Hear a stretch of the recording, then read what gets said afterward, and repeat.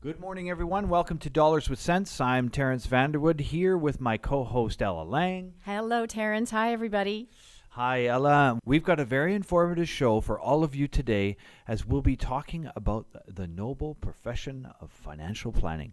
Ella and I think this particular episode will interest a lot of listeners out there, as statistics show that 52% of pre-retirees and 44% of retirees actually consult a financial planner, which amazes me since here in Canada, most of us see our medical professionals when we need them. Most of us take our car to a mechanic, for example, when our car has engine trouble. That's right, Terence. We pay a ski instructor to teach us to ski or wait weeks to get an appointment with our favorite hairdresser because once you find a good stylist, ladies, we know how loyal we are to avoid the disaster haircuts, right? Well, finding a good financial planner is a process, and we don't want this episode to come across as an infomercial, but we believe it's vital to you and your family's financial health to learn all about what a good financial planner actually does. That way, listeners, we're hoping you won't hesitate to get out there and find your own personal Chief Financial Officer, or CFO, if you will. Ultimately, we are responsible for the financial affairs of a household or individual or business. All that apply. So true. And so in this episode, we'll start by defining what a qualified financial planner can do for you, the planning process in general, and we'll briefly touch on the principles of certain regulations and identify some of the ethical and professional considerations in financial planning that you may not be aware of that we practice. You don't want to miss this, folks, so turn up your dial. You're listening to your personal CFO on Dollars with Sense. Welcome back to Dollars with Sense. I'm Ela Lange here with my fellow financial guru, Terence Vanderwood, talking to you today about the profession of financial planning. What's it all about? What do we actually do? Has anyone ever asked you that question, Terence? Oh, sure. Many times have I asked that question. And it's a great question because 8 out of 10 times I surprise people when I discuss comprehensive financial planning because a lot of people have never thought of talking to a financial planner or may have misconceptions about what we do or simply dismiss it because either they believe they know how to manage their own money or they think they are getting all the advice they need at their bank, or they can't afford us, or what I hear a lot is, well, I don't have any money to invest. Right then. Well, let's get right to it. Financial Planning 101. Financial planning is the process of creating strategies, considering all relevant aspects of a person's financial situation, managing a person's financial affairs to meet their life goals. And so life goals may include buying a home, saving for a child's education, or planning for retirement. A financial planner will listen carefully to their client's objectives and tailor a financial plan, or roadmap, as I often call it, directed toward the achievement of these goals. To get technical with you out there, as we love to do, there's a 6-step financial planning process that has been established by the Financial Planning Standards Council, which good planners adhere to because it allows an accurate assessment of an individual's or your current financial standing, identifies important goals and objectives, and establishes the roadmap we mentioned before directed towards achieving your goals.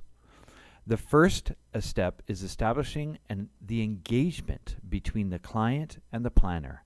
It's up to us, the planners, to clarify all of the services that we provide, investment planning and risk protection, estate planning, to name a few, so that the client fully understands the value of a thorough analysis of your financial situation.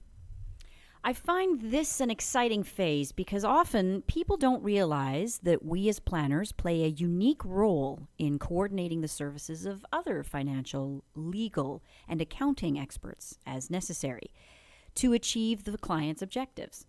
People light up with delight when we explain to them that we don't charge by the hour for our services, unlike other professionals out there. But it's at this stage that we are bound to explain how we are compensated.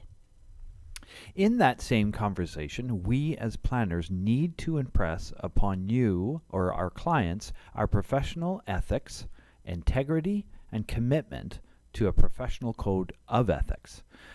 We talk about our qualifications, licenses held, and history of accomplishments.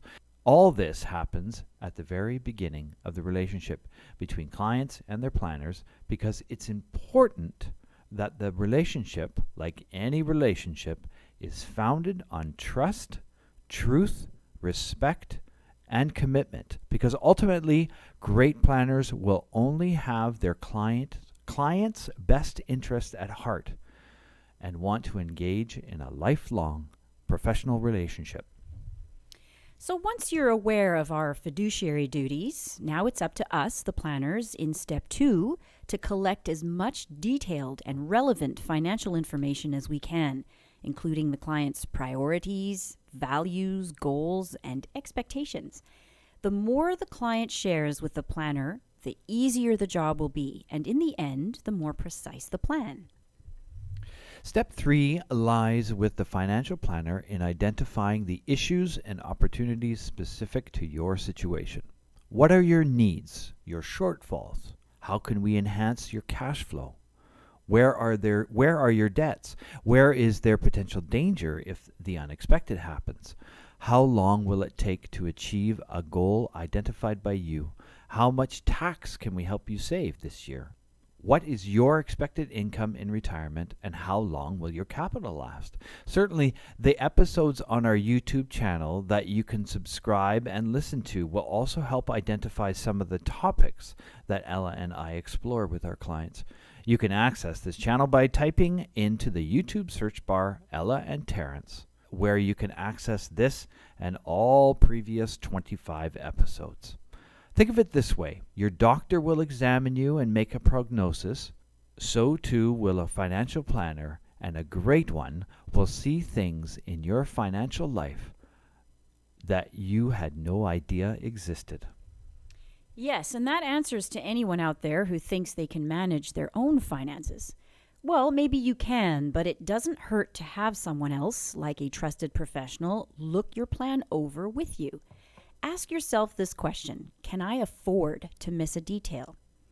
Moving on to step 4, after careful assessment, it's now up to the planner to develop appropriate strategies that will effectively address the issues and opportunities identified in the earlier steps. It'll most likely involve multiple levels of planning, like insurance, investments, tax or retirement planning, etc. Again, a great planner looks at all of the disciplines before going back to their client to present the strategy or strategies. Let's take a short break here, and when we return, your financial gurus, Ella and I, will talk about the remaining 2 steps great financial planners walk through with you.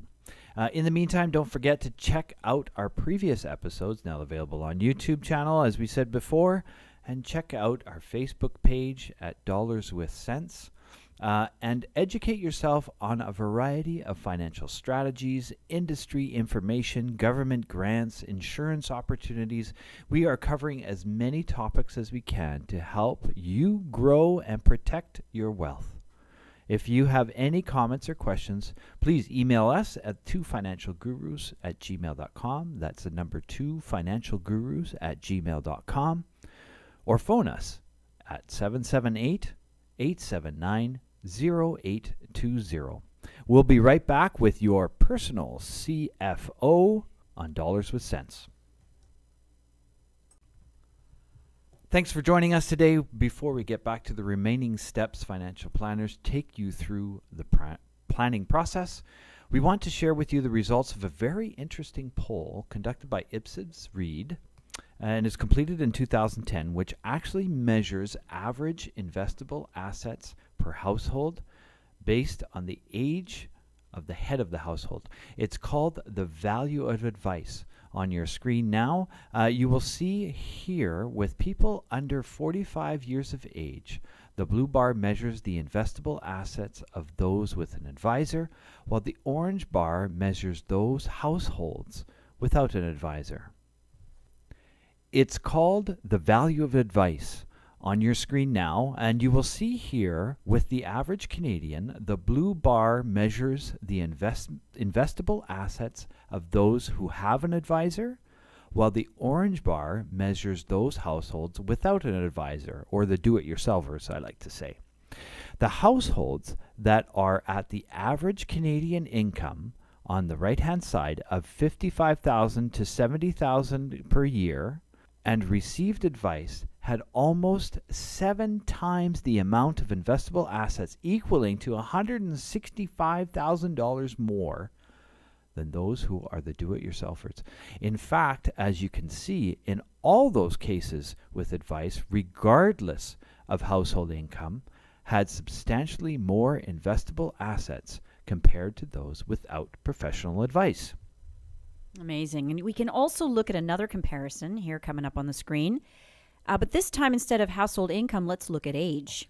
When we look at it again, for example, age 55 to 64.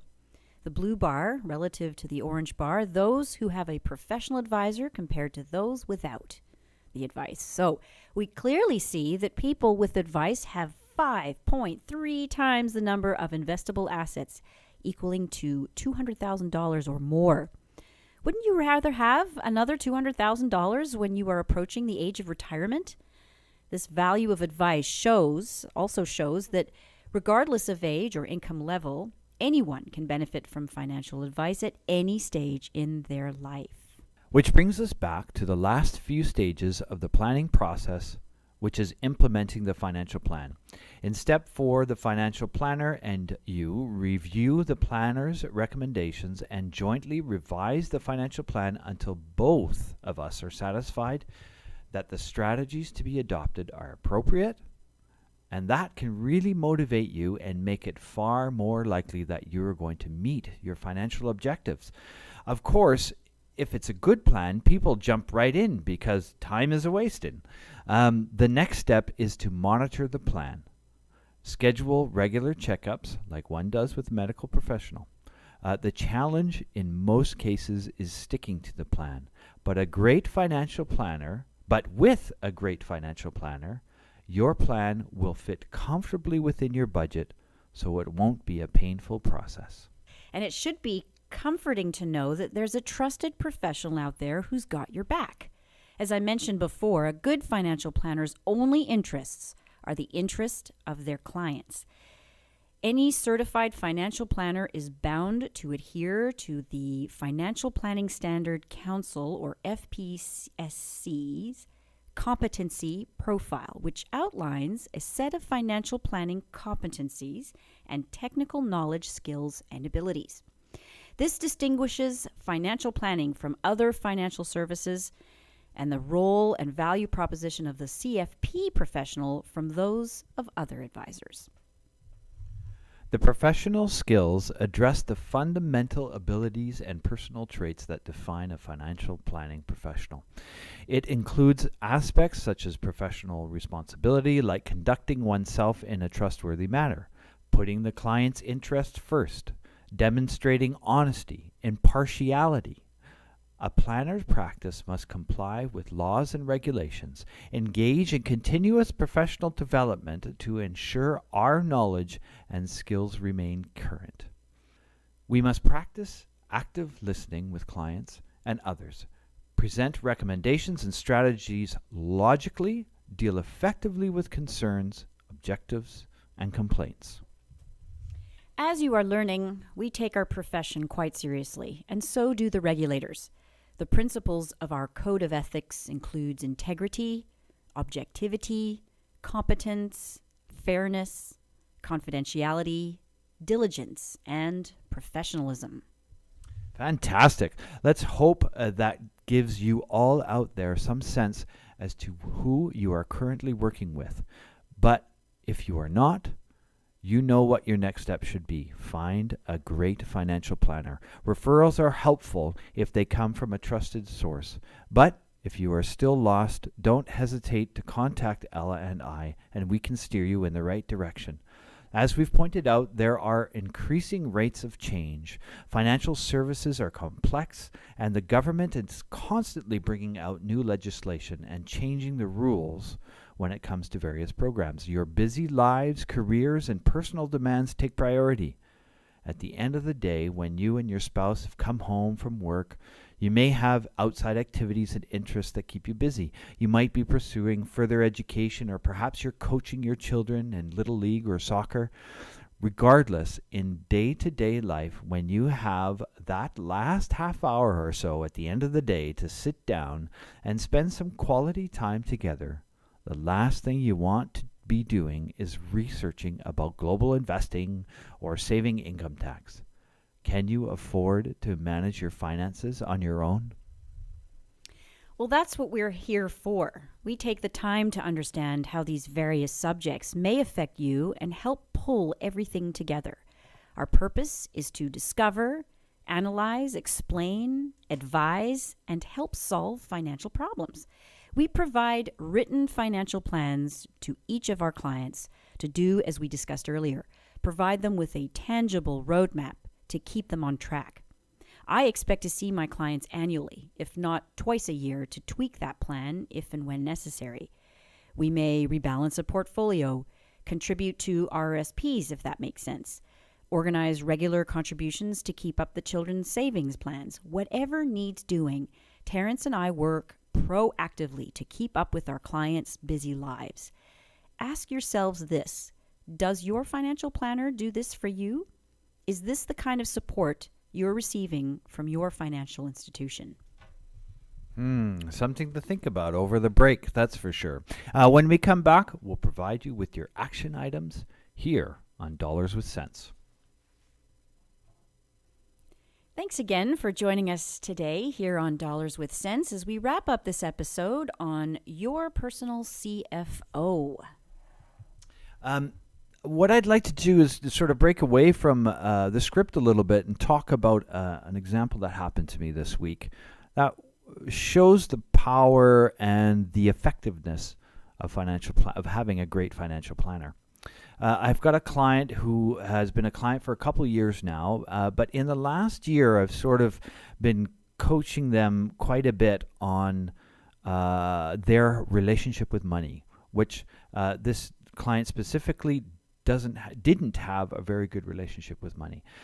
Mostly it came from she was always talking about being broke and she couldn't afford anything and she was very scared to spend any money. And mostly she was like this because she didn't understand how her finances worked. To give you some perspective, she is a teacher. She doesn't work in Coquitlam district, but she works in a district in the Lower Mainland.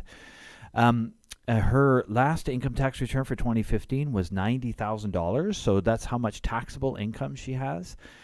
She's the primary breadwinner, and her husband is the primary caregiver who works from home, and they have a household income of around $120,000.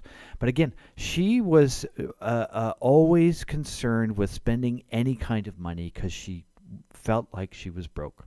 So we went through the processes that that Ella and I have explained from earlier on. And a year later, I heard a story.